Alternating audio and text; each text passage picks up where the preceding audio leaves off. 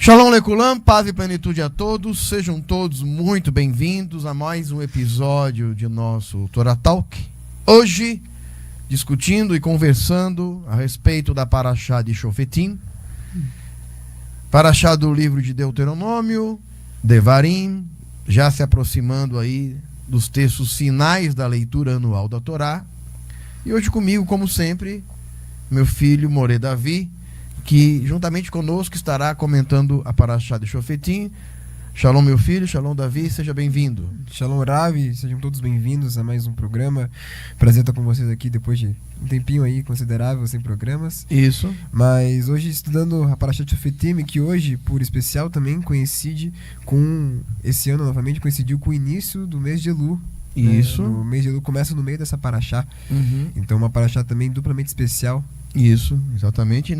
Por ocasião dessa transmissão, você está assistindo provavelmente aí antes do nosso Kabbalat Shabbat, portanto, e esse é o Shabbat posterior a Rosh Chodesh, né?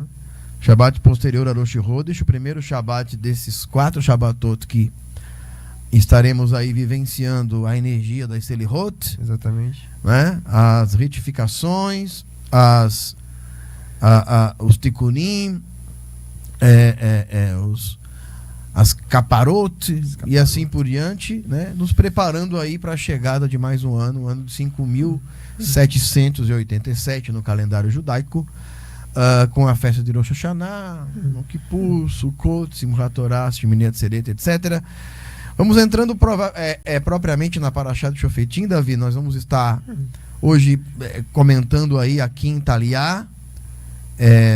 Podemos ler alguma coisa dela primeiramente, falando um pouquinho aí sobre a visão a questão dos profetas. Sim. Lembrando que a Parashá começa falando lá dos juízes e policiais, né? Uma organização judicial dentro do povo de Israel.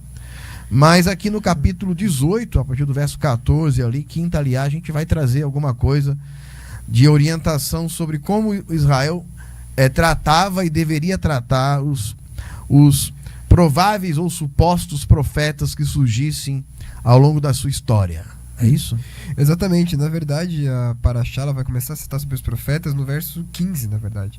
Onde ela vai dizer assim, na verdade, no final do verso 14, o Eterno teu Deus não permitiu tal coisa que 15. Profeta do meio de ti, dentre os teus irmãos, como sou eu te farei surgir o Eterno em todas as gerações, e a ele ouvireis. Tá, vamos voltar ao versículo 14, porque tem um contexto ali pra gente analisar.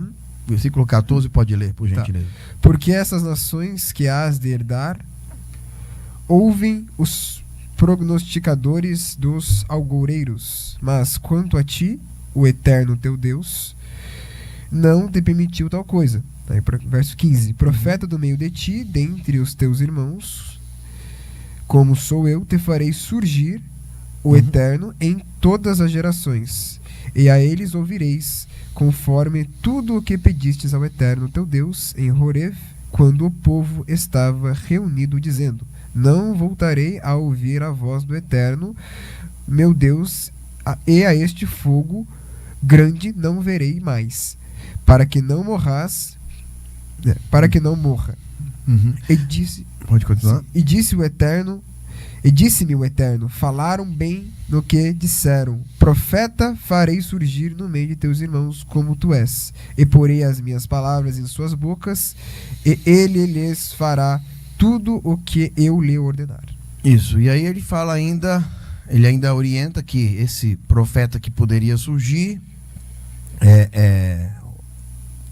onde é que você terminou no versículo 19? No 19, né? E aí fala: qualquer homem que não ouvir as minhas palavras, que ele falar em meu nome, eu lhe pedirei conta. Mas profeta que propositadamente falar alguma coisa em meu nome que eu não lhe ordenei falar, o que falar em nome de outros deuses, este profeta morrerá.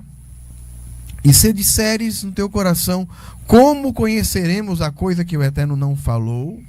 Quando falar o profeta em nome do Eterno e a coisa não se cumprir e não suceder, Esta é a coisa que o Eterno não falou, propositadamente falou o Eterno, não o temais. Então a gente tem algumas coisas aqui.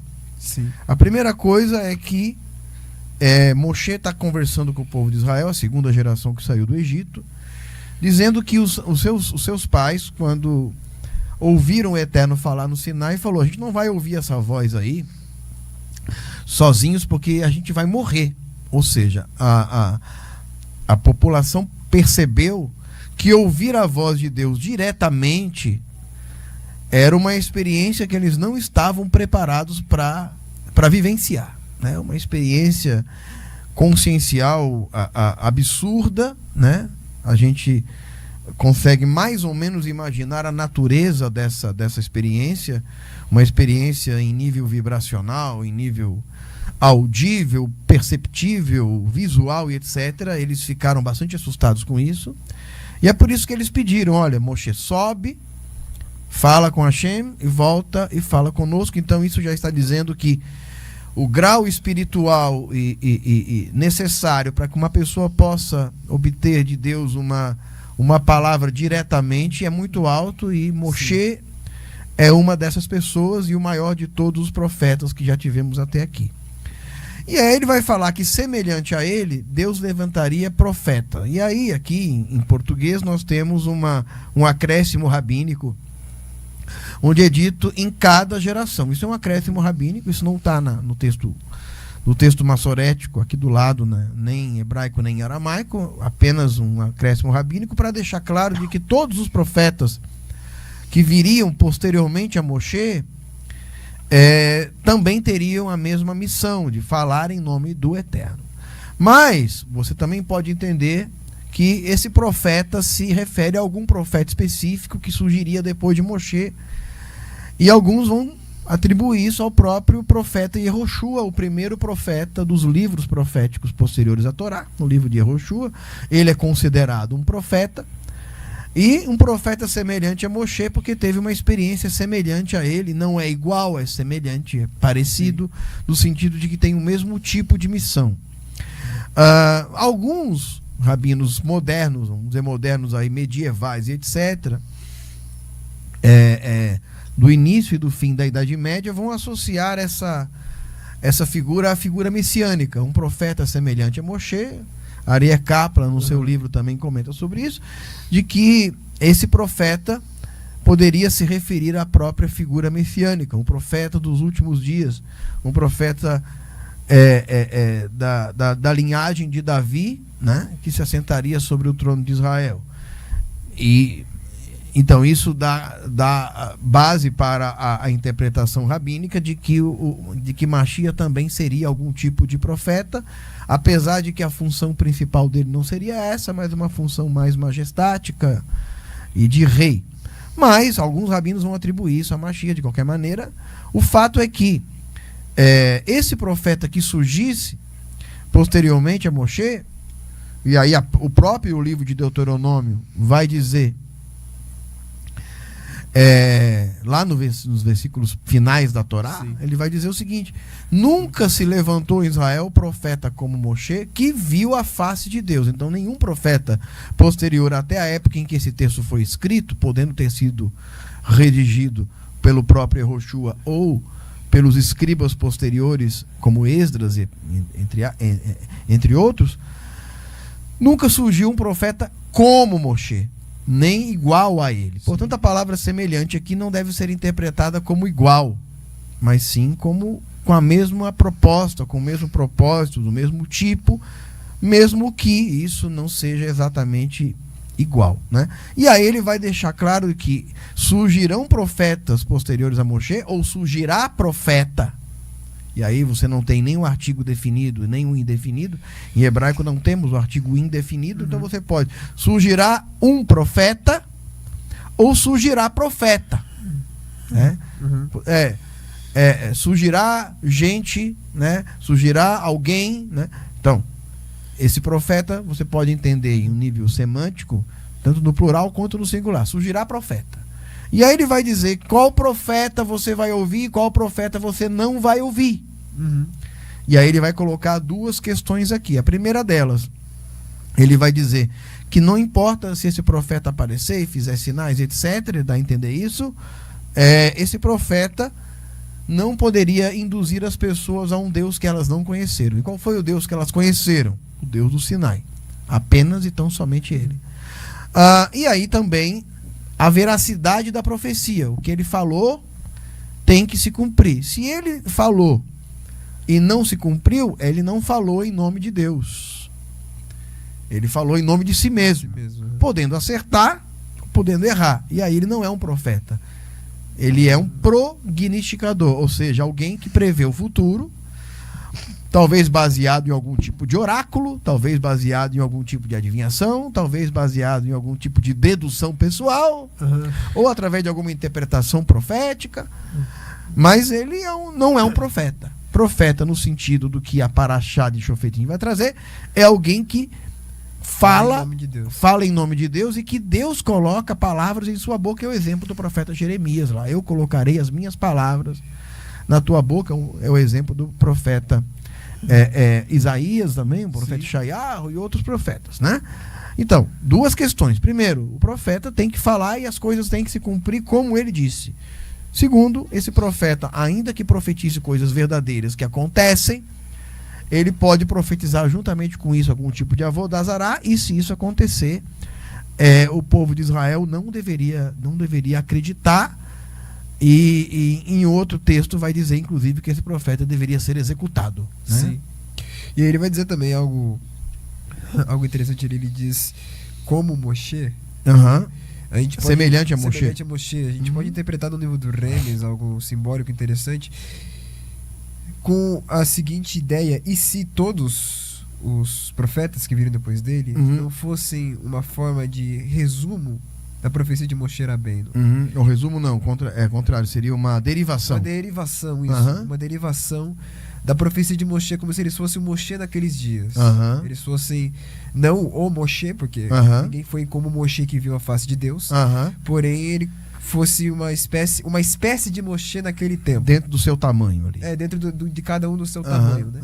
E o que é interessante, porque também isso me lembra de outro verso, que se a gente puxar para esse contexto, dá para encaixar, que é quando o espírito de Moshe foi dividido entre as nações, e aí começa a profetizar lá fora do arraial. Aí dois profetizando lá. Profetizando lá, aí eles falam para Moshe: olha, Moshe, estão profetizando lá fora. Aí Moshe responde: olha, quem dera se todo o povo pudesse ter tal dom. Né? Então isso também dá mais crédito para essa analogia, entendendo como se os profetas fossem os Moshes daqueles tempos, né? Como se eles fossem essa divisão dessa sua alma que foi passada espiritualmente para eles, digamos assim. Entendi. Bom, é verdade. Então assim, a gente vê que na própria geração de Moshe outras pessoas profetizaram. Você tem ali o que você citou, os 70 anciãos, né? Além dos 70, você tem duas pessoas que profetizaram no arraial. E ele vai dizer que todos pudessem ter, e aí ele vai usar a palavra lá, Urua Adonai, Urua Elohim, Urua Kodesh, o espírito sagrado, o espírito da profecia. Maimônides vai falar um pouquinho sobre isso, sobre a ideia do Urua HaKodesh, a ideia do espírito sagrado, do espírito de Deus.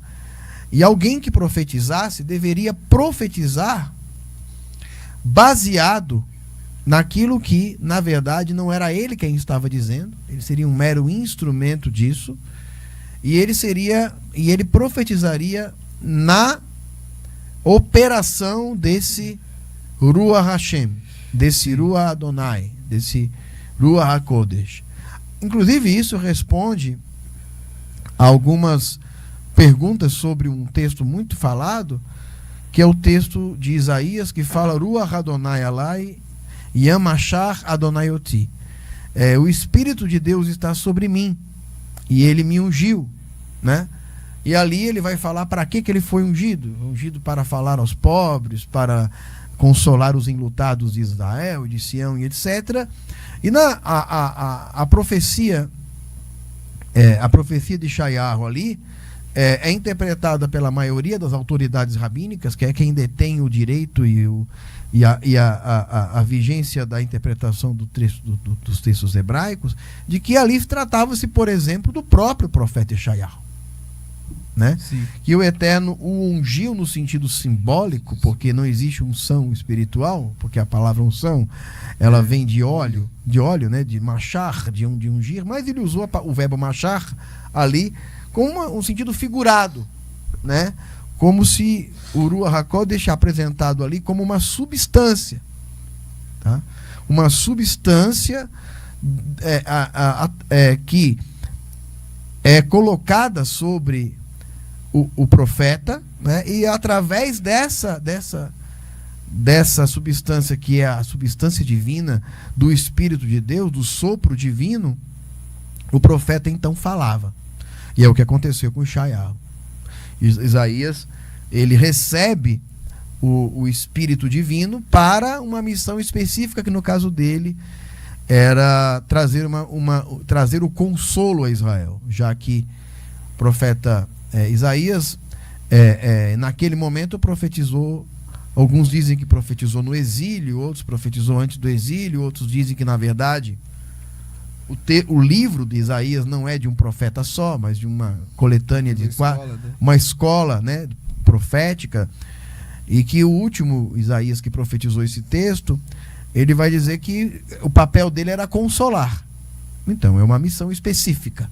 Uma missão específica. Então, todos os profetas receberam missões específicas. O profeta Isaías recebeu essa missão. O profeta Jeremias, uma profecia de exortação contra a idolatria e contra as coisas que estavam acontecendo ali. Foi o profeta que profetizou o exílio, profetizou a reis e a sacerdotes. Então, cada profeta teria uma missão específica.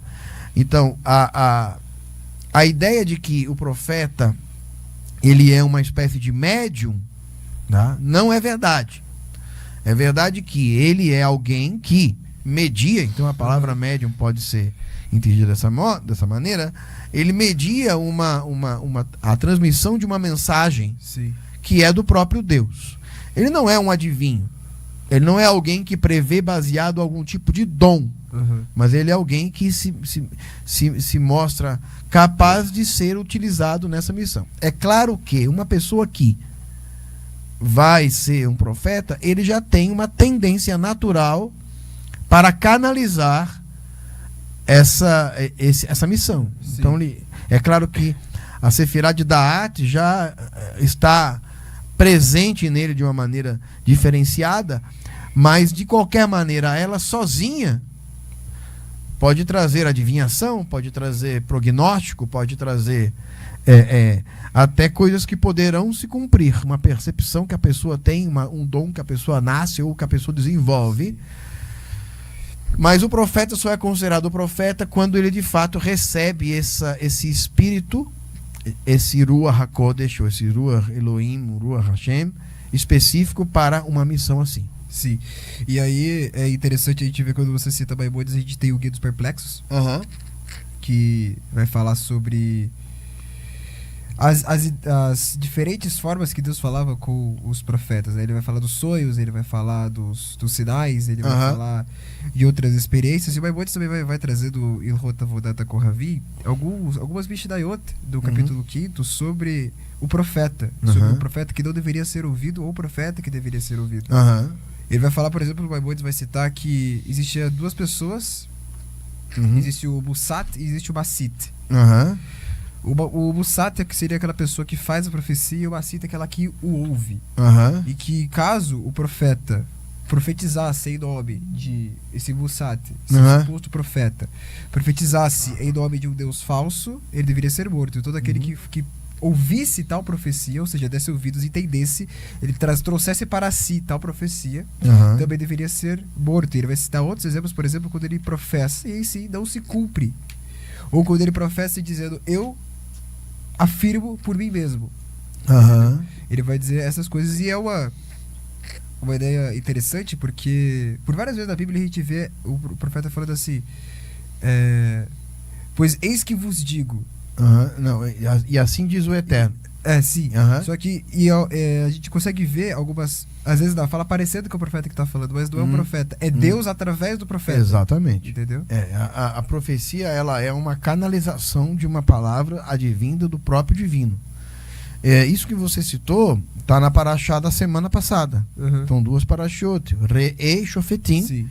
que abordam o mesmo tema, e lá no versículo 2º do capítulo 13 do livro de Devarim, Deuteronômio, fala o seguinte: se um profeta se levantar no meio de ti, aqui ele coloca um condicional, que, né? Uhum. Que Iakum, se levantar, né? Bekir Berra, né? No meio de ti, né?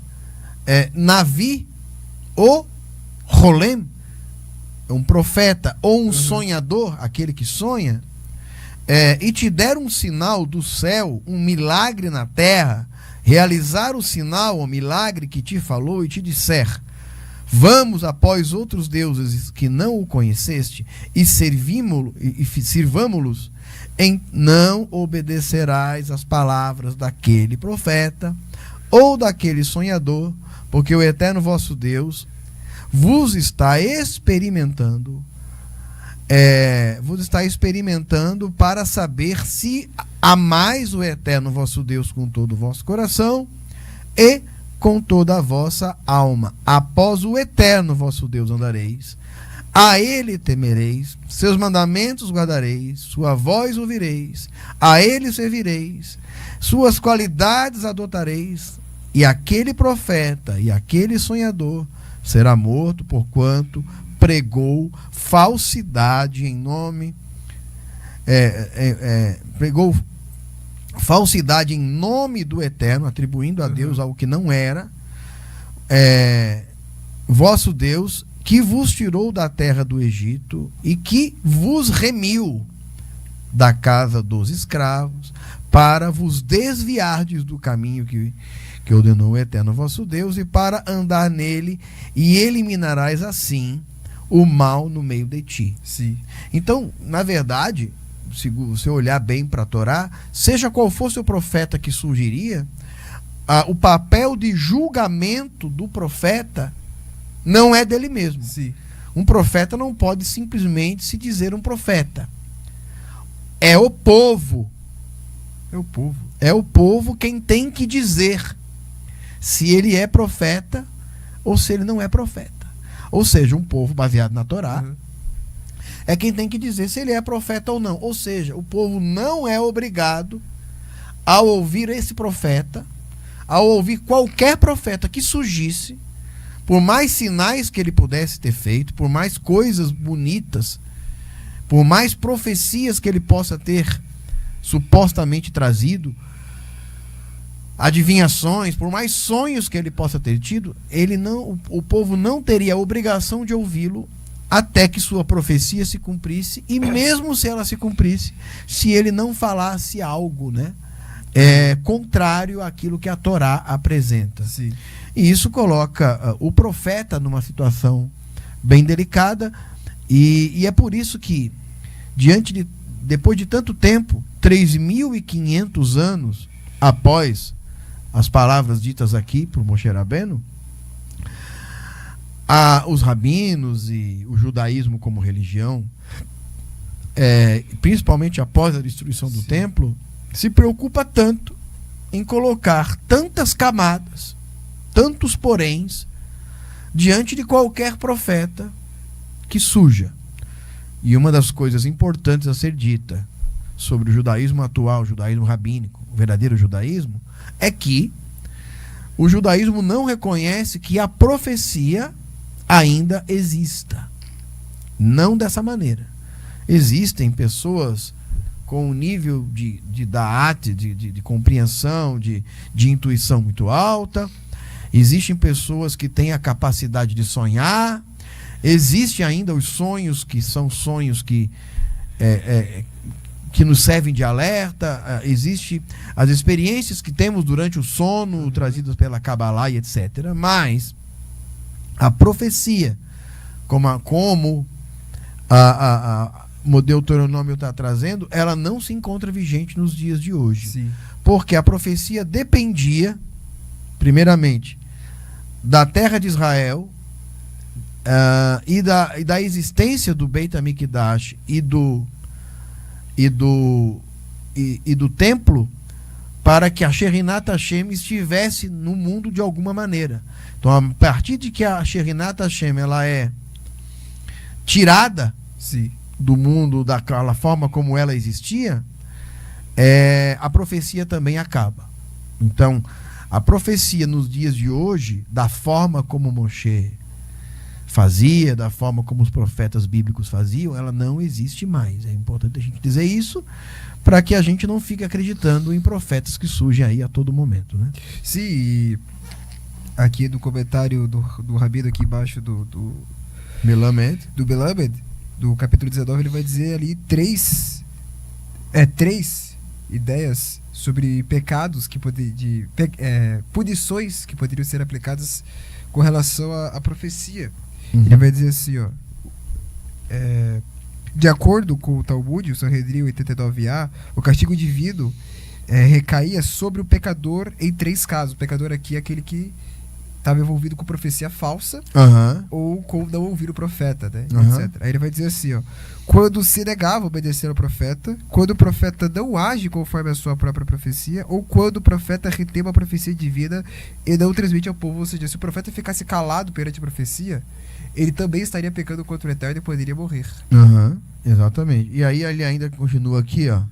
Mas este profeta morrerá. O exegeta Rashi, né? O Rashi, ele vai citar aqui o Rashi, enumera os 3 casos possíveis de pena de morte sob jurisdição da corte, claro, quando havia o Sanhedrin.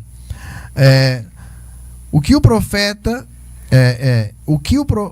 o que profetiza que não foi ordenado por Deus. Número 1. 2. O que faz suas palavras, as palavras de outro profeta. Ouviu um outro profeta falar e aí falou que foi ele. E o que profetiza em nome de outro Deus. Essas 3 situações aqui poderia levar o profeta à morte e poderia ser levado à jurisdição da Corte Suprema, da Suprema Corte, que no caso era o Sanhedrin, os juízes que estão sendo ditos aqui na Parashá de Shofetim, e esse profeta poderia, inclusive, ser levado à morte. Inclusive, depois ele vai ainda citar, né, o Yedonita, né, que é aqui prognosticadores, né? O Yedonita é um tipo específico de feiticeiro da época que coloca o osso em um animalzinho chamado Yaduá dentro de sua boca e adivinha, tá? Então aqui ele está falando de alguns tipos de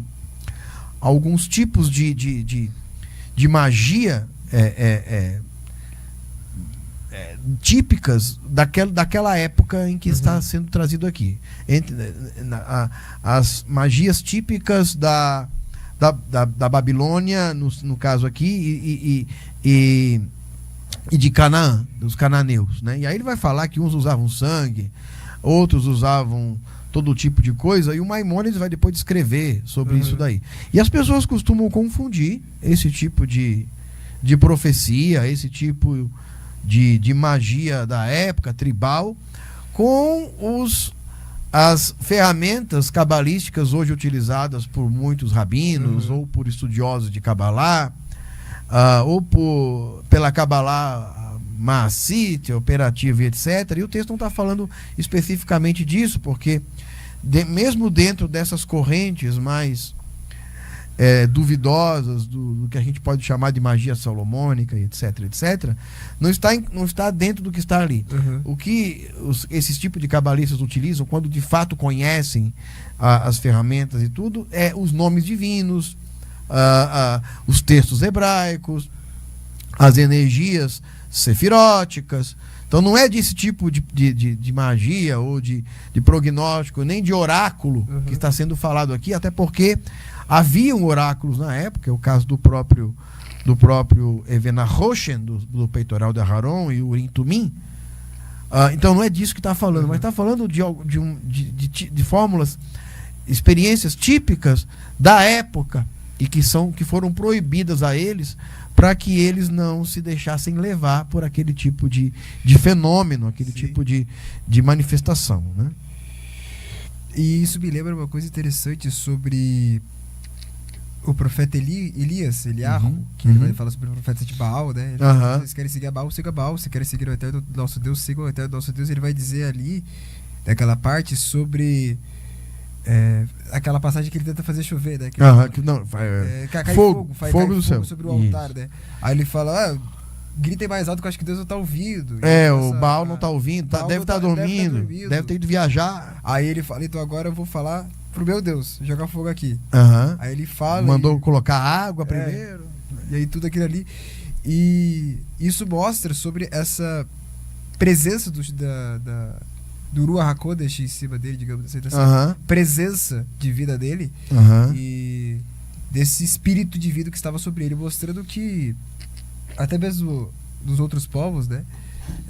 O judeu não pode ouvir profecias, por exemplo, de outros povos.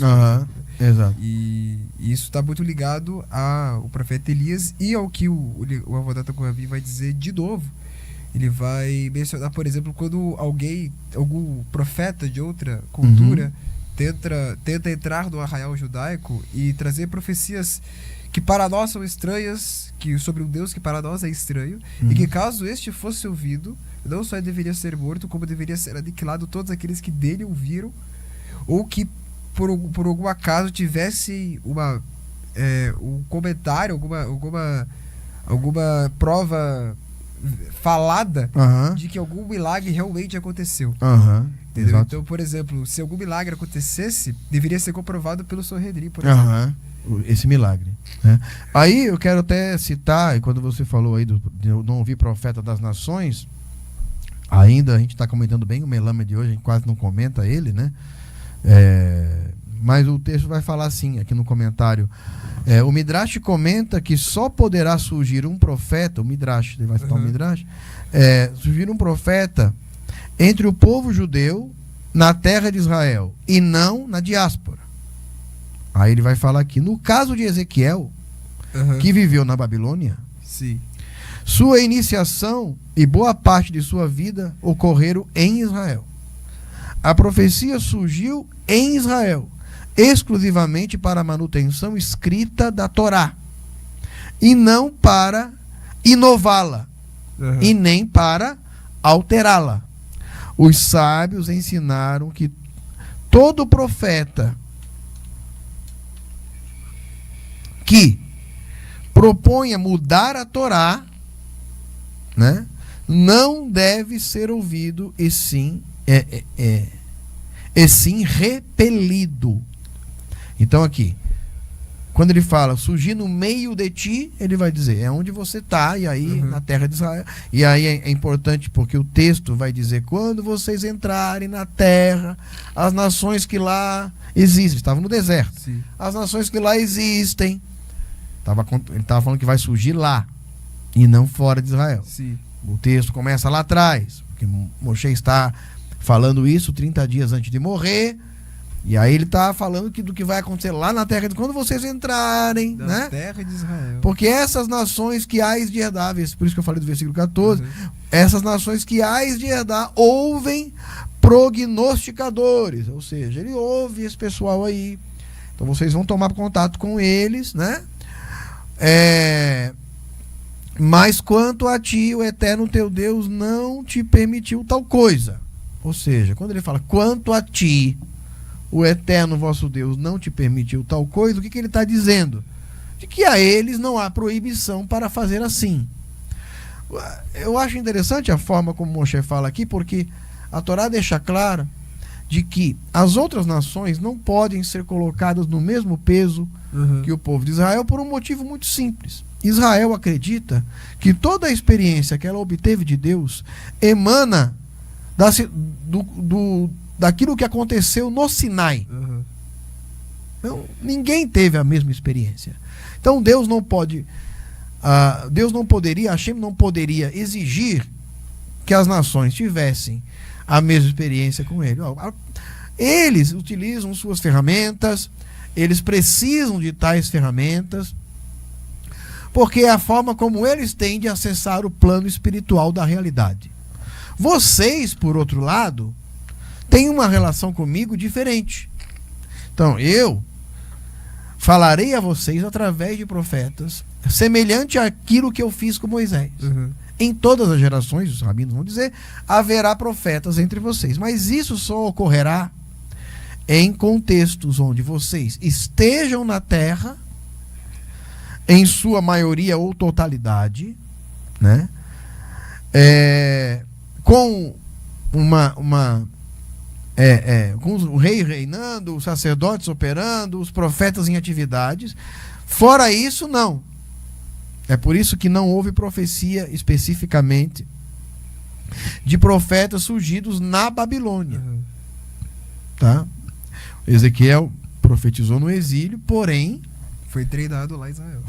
Foi treinado e aprendeu em Israel. Então ele surgiu em Israel e foi exilado para a Babilônia. Isso é diferente. Mas a profecia ela só surgiria na terra de Israel e dentre o povo judeu. Então você tem o fato de ser no meio de ti, dos teus irmãos, ser do povo judeu, sim, profetizar e iniciar sua carreira profética dentro da terra de Israel, especificamente, né? E aí é que vem falar a verdade, se cumprir, não reter a profecia, não imitar outros profetas, não falar, não induzir a avodará e não trazer inovações no sentido de que sejam inovações que modifiquem o objetivo primordial da Torá. sim, Que não modifique o sentido da Torá, que não traga novos sentidos da Torá que Deus não lhe ordenou, nem para torná-la mais difícil e nem para torná-la mais fácil, tá? Então esse tipo de profeta que fala em nome de Deus é algo perigoso se ele trouxer inovações. É diferente, por exemplo, da classe rabínica, que não se trata de profetas, e que ao longo das eras, de acordo com o próprio Deuteronômio 17, analisa os textos da Torá e contextualiza ao seu devido tempo. Eles não são profetas. Eles dizem claramente, nós entendemos assim e aplicamos a Torá desta maneira nos nossos dias. Mas isso não é colocado na conta de Deus. sim, Não foi Deus que nos mandou. Foi uma análise do próprio texto, filosófico e escriturístico, e etc. e tal. E tudo bem, isso é uma interpretação da Torá. sim, Os próprios líderes da época faziam isso, né? Agora, o problema é aquele que diz, Deus mandou dizer, o Deus de Israel mandou dizer que agora essa mitzvah não vale mais. Não. Toda vez que os rabinos utilizam, que dizem, essa mitzvah não vale para os nossos dias, eles analisam a própria Torá para chegar a essa conclusão.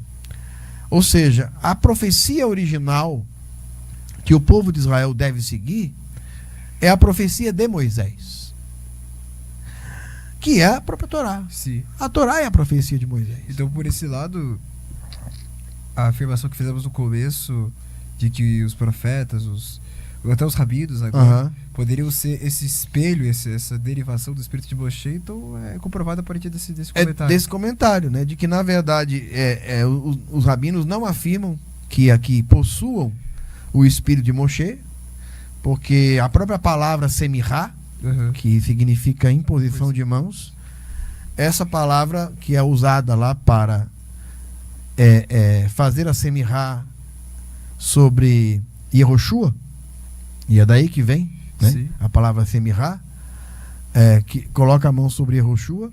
Daí o texto do Pirkei Avot vai dizer Moshe Kiber Torá me Sinai, né? Recebeu a Torá do Sinai e esse transmitiu por semirá a Yehoshua, este aos anciãos, estes aos profetas, estes aos membros da grande assembleia, que é a época de Esdras. E depois da destruição do templo, essa continuidade por semirá, ela deixa de existir. Semirá hoje é apenas um nome dado para um documento que comprova que a pessoa teve uma instrução rabínica comprovada para poder ensinar entre a comunidade judaica, nesse sentido. A Semirá por documentação, por reconhecimento, tá? Que é diferente daquela Semirá que existia, que Maimônides vai dizer que não existe mais. Sim. E que para que ela existisse, deveria ter um contexto bastante específico, né? Para que isso pudesse voltar a existir. Desde a época em que o templo foi destruído, não há mais essa concessão. O próprio Maimônides também não a tinha. Esse é um termo moderno, tá? Para salvaguardar aventureiros que se autodenominem como mestres em Israel ou coisas do gênero. Mas mesmo esses mestres, com essa Semirá de Moshe, eles tinham a incumbência de fazer isso em diferentes níveis, podendo ser desde a interpretação fiel da Torá até uma palavra nova que Deus trouxesse através deles para aquela geração ali vigente em seu tempo, né?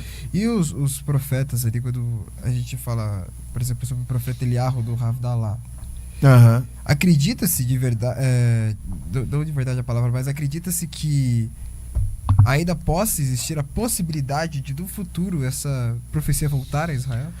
Sim. Então vamos lá. Você citou o profeta Eliarro. O profeta Eliarro, ele é uma figura dentro do judaísmo moderno, permeado de muito simbolismo, de muita lenda. E a gente pode entender isso em diferentes níveis dentro daquilo que cada um consegue administrar em sua mente, em sua alma, né? Segundo a tradição rabínica mais esotérica e mais cabalística, o profeta Eliarro desaparece ali no texto no texto de Reis. Ele desaparece em um redemoinho que o toma do lado de Elisha, de Eliseu, quando foi separado por uma carruagem de fogo. E alguns vão dizer, claro, uma interpretação rabínica, que a carruagem de fogo então o tomou, e essa carruagem de fogo foi tomada pelo redemoinho. Essa Merkavá que aparece ali foi tomada pelo redemoinho, e ele então é ascensionado aos céus. Veio um redemoinho do céu, o ascensionou e o levou para as regiões celestiais. Bom, os rabinos mais racionalistas não acreditam nisso literalmente. Há depois uma aparição de um profeta Elias ali em Reis, que dá a entender que na verdade Elias foi transportado para um outro lugar. Mas não sabemos se esse profeta Elias era o mesmo profeta Elias, né? Não podemos dizer. Então os rabinos mais racionalistas vão dizer que isso foi um fenômeno ou está contado de uma maneira fantástica no texto bíblico, ou que teria transportado ele para um outro lugar. Mas os rabinos mais místicos vão dizer que o próprio profeta Elias teria subido ao céu. O que nos traz uma percepção de que se o profeta Elias era de fato uma pessoa, dentro das lendas e das interpretações simbólicas, ou mesmo dentro daquilo que a gente chama de Peshat, de Sode, do nível literal da Kabbalah. Alguns vão dizer de forma literal, embora a gente costume dizer que Peshat de Sode é o nível dos tolos, né? Sim. Mas alguns vão dizer sim que de forma literal o profeta Elias teria subido ao céu, e que na verdade o profeta Eliarro não era uma pessoa nascido de homem e de mulher. Ele aparece no texto bíblico de uma maneira misteriosa, sem ter ancestrais mencionados, né? Ele aparece de uma maneira misteriosa e é tirado do texto bíblico de uma maneira mais misteriosa ainda. Sim. Então alguns vão insinuar de que o profeta Elias era um malar, era um anjo, um tipo específico de malar, semelhante àquele que apareceu para a mãe de Sansão, de Shimshon, de que apareceu, comeu e bebeu, e depois subiu na fumaça da fogueira.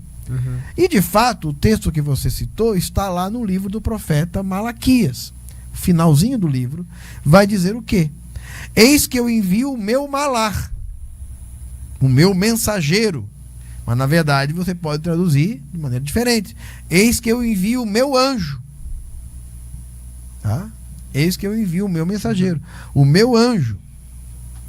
E aí o texto vai mencionar ali o profeta Elias. Então Elias era um profeta, ou Elias era algum tipo de mensageiro celestial que poderia ter se manifestado no mundo por um tempo. E a palavra sempre aparece Elias, Eliahu Anavi, Eliahu Atishbi. E essa palavra Tishbi, o tesbita,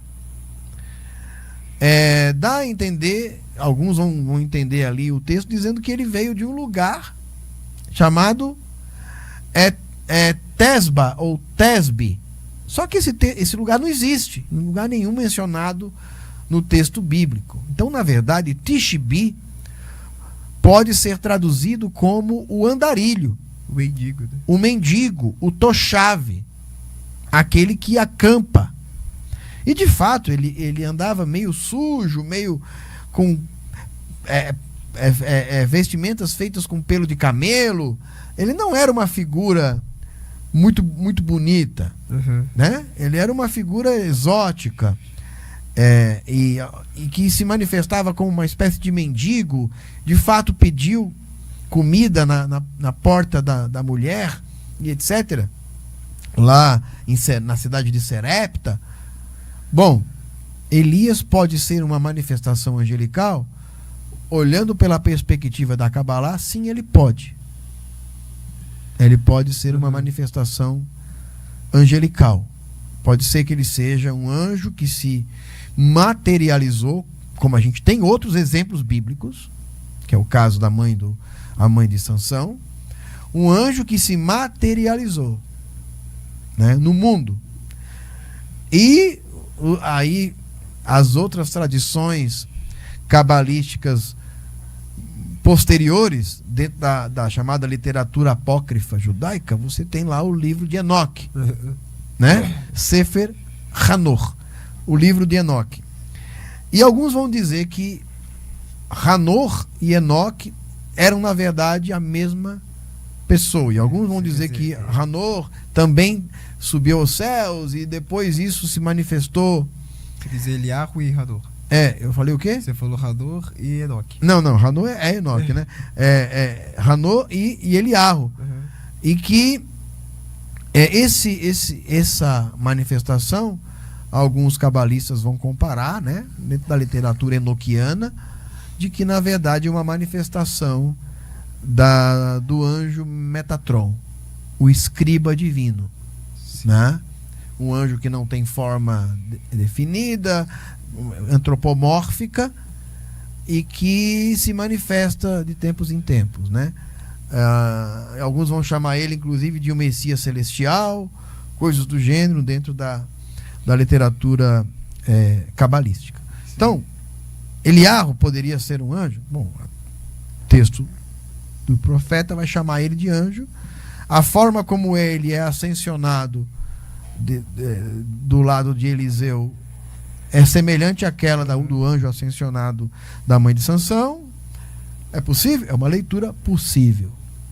Então, o que eu quero dizer, você falou, vai surgir profeta nos últimos dias? Bom, é dito dentro da tradição rabínica de que antes que Mashiach possa chegar, o Eliahu se manifestaria novamente. Esse Eliahu, ele poderia ser uma espécie de metáfora? Pode ser uma metáfora, você pode entender assim. O espírito que desceria em alguém. É isso, ou em alguém, ou em alguma geração, né? Ou um estado de consciência. Um estado de consciência, inclusive vai dizer lá que ele vai converter o coração dos pais aos filhos, dos filhos aos pais, a retificação das relações familiares entre pais e filhos. Muito importante. E isso vai anteceder a chegada de Mashiach. E é dito que ele será como a potassa dos lavandeiros. Ou seja, a potassa é a matéria-prima do sabão. Potassa, né? O soda cáustica junto com gordura, você faz o sabão. A potassa dos lavandeiros que eles usavam para branquear a roupa. Ou seja, ele vai vir para trazer para Israel uma retificação o branqueamento de suas vestimentas espirituais. E isso pode ser ligado com o mês de Elul, que a gente está vivendo agora, de retificação? Sim, ao mês de Elul. Ele seria o espírito de... Ele seria como uma espécie de espírito do Conidré. Isso, o espírito do Conidré, exatamente. O espírito de Yamim Kippurim. Ele seria aquele espírito que teria, ligando simbolicamente, aquela história que a gente conta do Yom Kippur, do menino que chegou da sinagoga. Isso, exatamente. E o espírito do profeta Elias está muito ligado também ao retorno dos judeus, das almas judaicas. Das almas judaicas brasileiras, dos 40 milhões de descendentes de judeus do Brasil, e que de alguma maneira são incitadas espiritualmente para o processo de retorno, né? Converter o coração dos pais aos filhos, dos filhos aos pais, né? Então, isso também vai falar sobre o reconhecimento da comunidade judaica organizada por aqueles que nascem agora e que retornam e que desejam retornar. Então, o coração dos filhos aos pais retornando para o judaísmo, dos pais aos filhos recebendo esses filhos. Isso é o embranquecimento da roupa. É o embranquecimento da roupa, da potássia. O profeta Elias viria para a purificação do próprio povo de Israel através dos pais aos filhos. Isso, aos pais. Exatamente. Retificando isso, trazendo um novo momento. Então Eliarro é essa figura, que você pode entender ele metaforicamente. E toda sexta-feira, todo Havdalah, né? Abrimos a porta para o profeta Eliarro, cantamos Eliarro Anavi, Eliarro Atishbi. Também. No Pêssar, no copo de Eliarro, no Cos Eliarro, porque ele chegará a qualquer momento, né? Mas os rabinos mais esotéricos vão inclusive olhar para essa figura de Elias, no sentido simbólico ou não, como uma espécie de entidade, uma espécie de manifestação angelical que adentra nossas portas no Havdalah, que adentra as nossas casas no Cedre de Pêssar, para compartilhar conosco na ceia de Pêssar, para nos dar força na hora que dizemos Shana Rabá Bierushalayim, no ano que vem em Jerusalém reconstruída, Abenuyá. Ou seja, é o Espírito que nos ajuda a olhar para o Olam Rabá, para esse momento em que a humanidade voltará a poder vivenciar uma experiência semelhante àquela que o povo não foi capaz de vivenciar, aonde Deus pudesse de novo estar no meio de nós, não apenas entre os judeus, mas em todas as suas manifestações, até que a humanidade estivesse pronta para entender aquilo que a gente sempre termina nossos rituais dizendo Vayomahu Yehiye Adonai Echad Shemo Echad.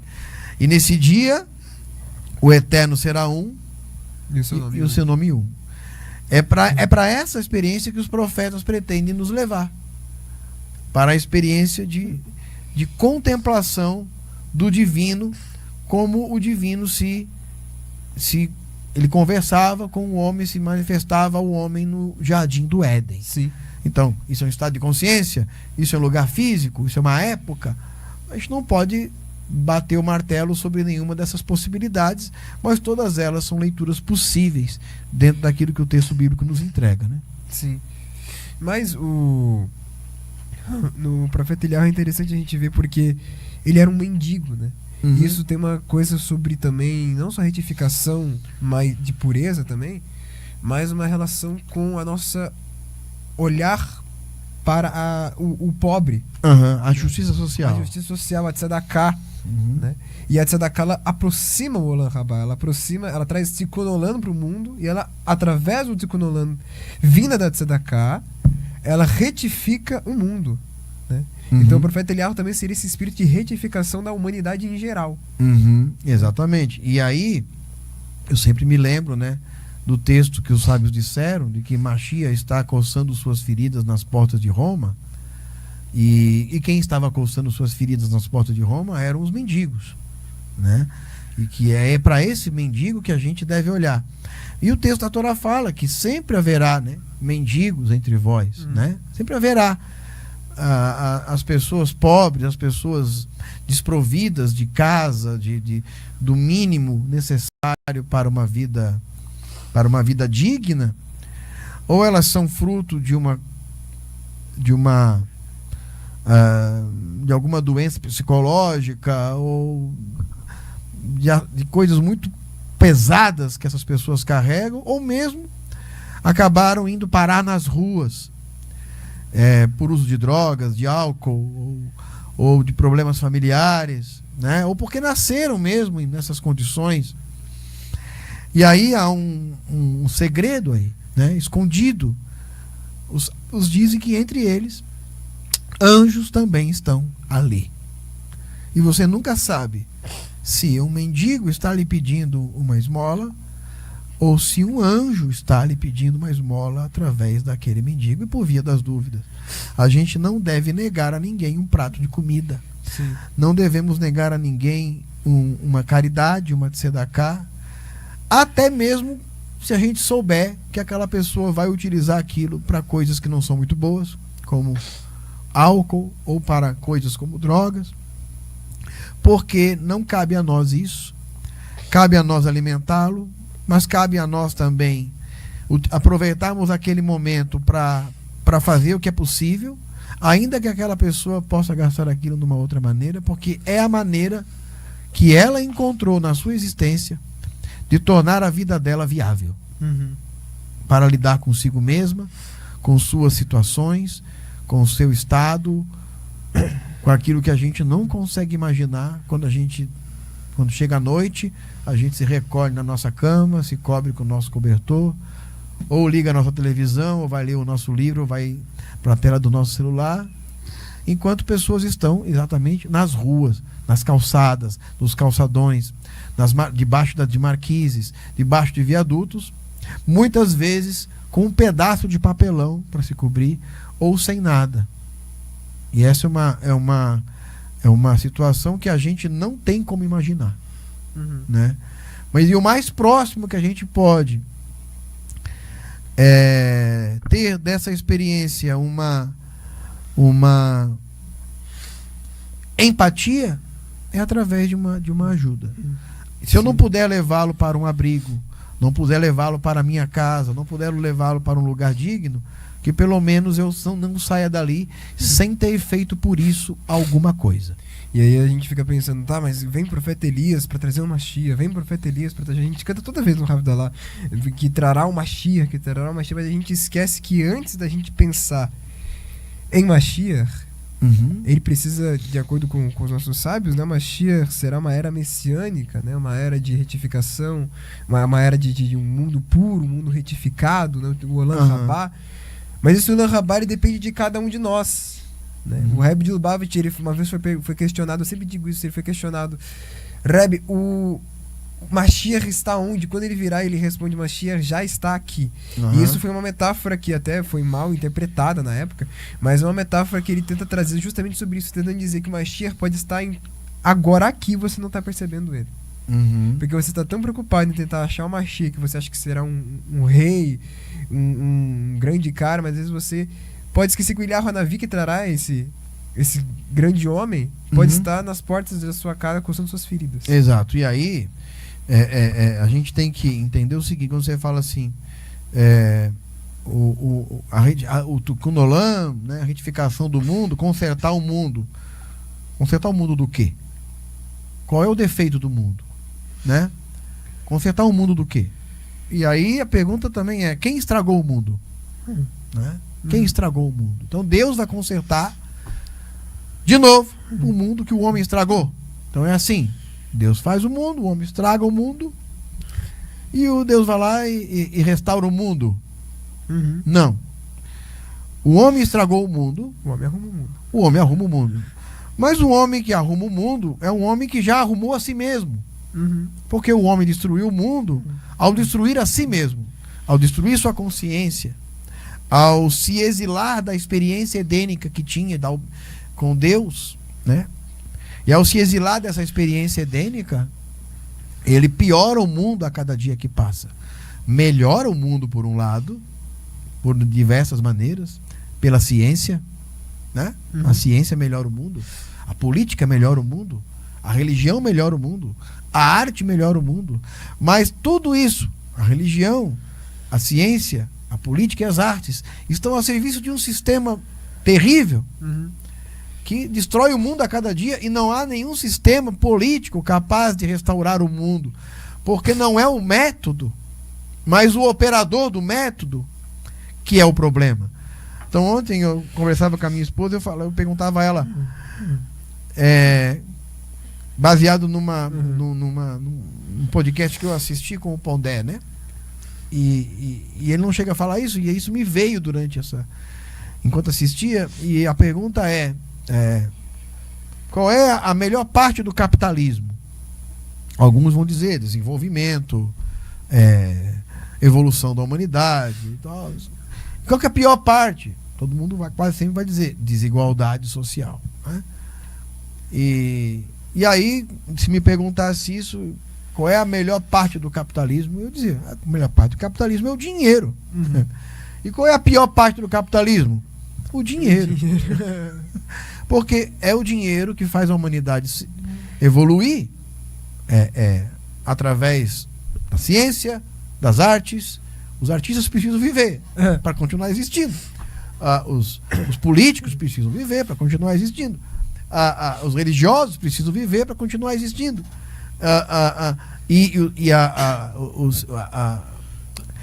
arte, a religião, a ciência, a arte, a religião, a ciência e a arte, a religião, a ciência e a política. Tudo isso precisa de dinheiro. Mas o sistema é o mesmo sistema e o mesmo dinheiro que corrompe a ciência, a arte e a religião. Tem uma frase interessante que... E a política. Tem uma frase interessante que eu ouvi, que é uma frase de um grupo filosófico que vai dizer o seguinte. Ele diz assim: as 3 bases do mundo são a liberdade religiosa, a liberdade intelectual e a liberdade cultural do mundo, representada por exemplo, os livros escolares, por exemplo. E aí ele vai dizer o seguinte, que uma igreja ou um centro religioso, seja ele qual for, um centro político, seja ele qual for, um palácio do governo, seja ele qual for, e uma escola nunca podem estar no mesmo prédio, mas sim prezando pela reconstrução do mundo, cada um com sua própria solidão, porém de mão dadas, para que um não corrompa o outro. Exatamente. Por quê? Porque, na verdade, o problema não é o capitalismo, o problema não é o socialismo, o problema não é a democracia, não é a aristocracia, não é a monarquia, o parlamentarismo, o presidencialismo. Não. O problema é que o monarca, o aristocrata, o comunista, o socialista, o presidente, o parlamentar, todos estes estão encarnados em seres humanos que ainda precisam de retificação. Sim. Então não é o sistema, é o operador do sistema, que é o ser humano. Então é nós quem, a cada ação particular, somos nós que, a cada ação particular, ajudamos na retificação do mundo e aproximamos a chegada dessa redenção. E talvez seja esse o propósito dos profetas, né, ditos aqui.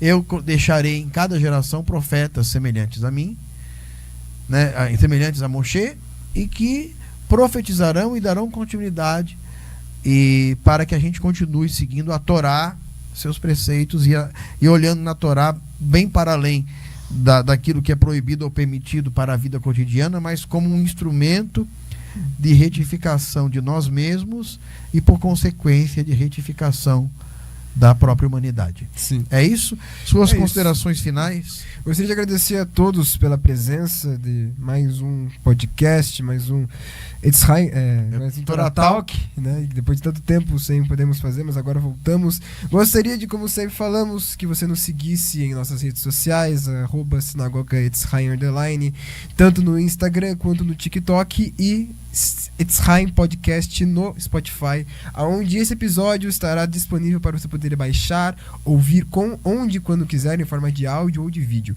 Compartilhe tanto o Spotify quanto este vídeo no YouTube com os seus amigos, seu grupo de judaísmo que você conheça, para ajudar o nosso trabalho a crescer cada vez mais e a fazer com que o algoritmo mande esse vídeo para outras pessoas que talvez possam ser tocadas e aquecidas com o calor das letras que sempre falamos aqui da Torá. Não é isso? É isso. Que o Eterno abençoe a você que nos acompanhou até aqui, aos que nos acompanham a esse programa nessa sexta-feira. Logo mais teremos o nosso Kabbalat Shabbat. Convidamos você a estar conosco e também a colaborar através do QR Code que se encontra à sua disposição, que deixaremos depois na tela de espera, através do número do nosso Pix que se encontra também na nossa tela, ou através dos dados bancários abaixo desse vídeo. Aqueles que colaboram com a Sinagoga de Israel mantêm a Torá viva no mundo através de nós e se identificam e são gratos por aquilo que recebem de instrução com a nossa dedicação. Que o Eterno abençoe a todos. Shalom Lekulam, paz e plenitude a todos. Shabbat Shalom, o Mevorach.